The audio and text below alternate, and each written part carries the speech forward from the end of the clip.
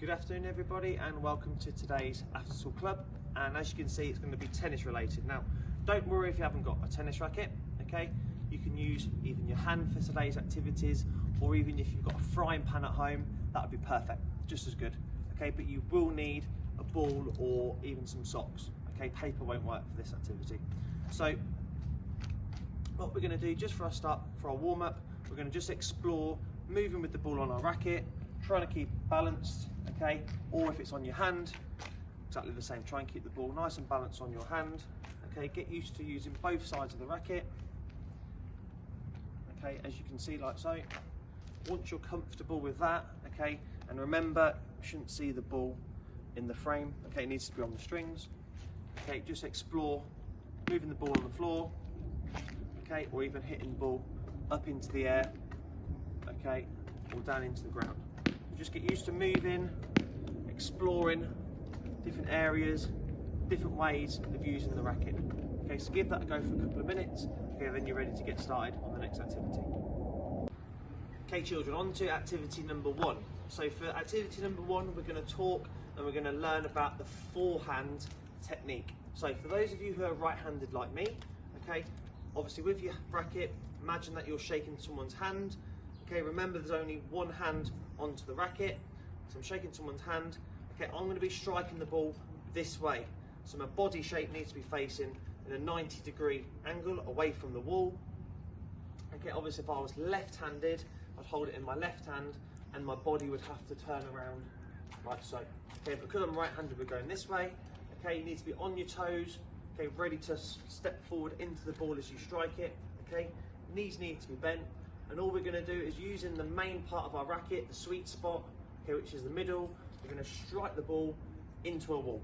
Okay, so you can either do it from your hand or you can bounce, that's entirely up to you. All I want you to do is just get used to using that correct technique, okay, and the ball needs to be nice and flat. We shouldn't see it looping up into the sky, and we certainly shouldn't see it going down into the ground. So all I'm going to do, on my toes, I'm going to step forward and strike the ball. So I'm throwing it up, like so, and then I'm going to stop it, and I'm going to do this 10 times. So get really used to the technique.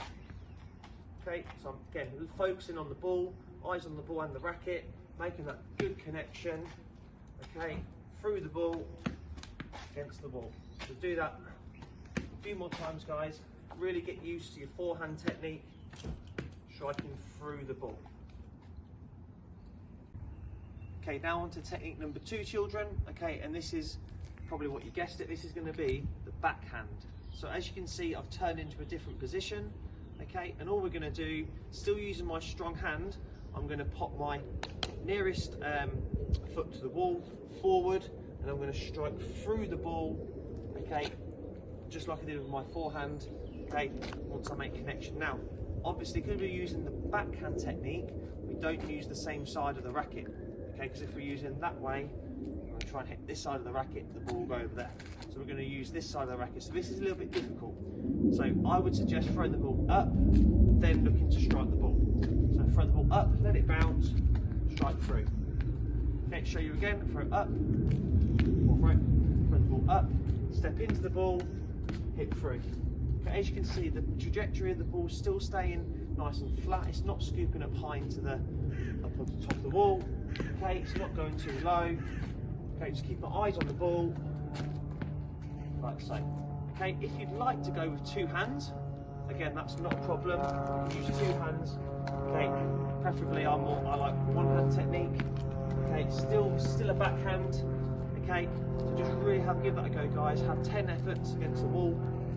See how you get on. Okay, and we'll go from there.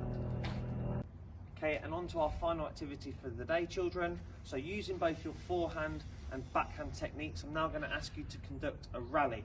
Okay, so that means you're going to consistently keep playing until there's a fail in the ball, so the ball bounces twice, or obviously it goes off target. So in this game, you'll need some kind of line to symbolise a net. Here's mine, I've just got some tape. Okay, it doesn't need to be too high, probably around knee height, just above knee height. And all I want you to do, as I said, using your forehand and your backhand technique, okay, just try and hit the ball over the net. Okay, if it does obviously go below, that obviously mean it would hit the net in a game situation, and you can start again. So let's see how many I can do. So I'm going to use my forehand to start with, and I'm going to go backhand. 2, 3, okay, and that's a foul. So that was 4. Okay, I'm going to try again, see if I can beat 4. Okay, so up, 1, 2, 3. Okay, so just using both, moving your feet, staying on your toes, getting nice and low if you need to. Okay, just exploring, using both sides of the racket, forehand and backhand. So give that a go. Okay guys, I think it's really fun because it can be never ending. Okay, and it's really good because you've got to keep coordinated, moving your feet in line with the ball as well. So yeah, give that a go, children. Let me know how you get on. Hopefully you've enjoyed today's tennis club. Okay, and I'll speak to you all soon.